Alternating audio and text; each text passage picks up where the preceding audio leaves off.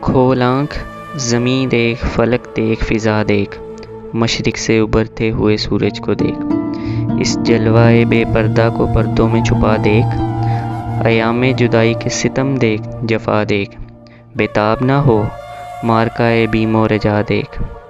اس نظم میں حضرت علامہ محمد اقبال اس وقت کی منظر کشی کرتے نظر آتے ہیں جب آدم علیہ السلام کو اللہ تعالیٰ نے اپنا خلیفہ مقرر کر کے زمین کی طرف روانہ کیا۔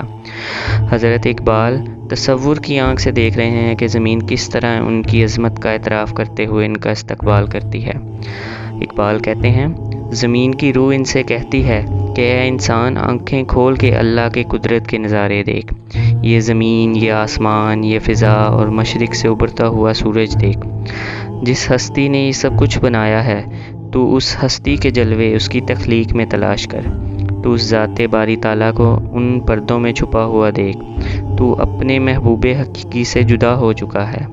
اب اس جدائی کے زمانے کے ظلم و ستم اور جفائیں دیکھ۔ بے قرار نہ ہو، خوف اور امید کی اس کشمکش پہ نظر رکھ۔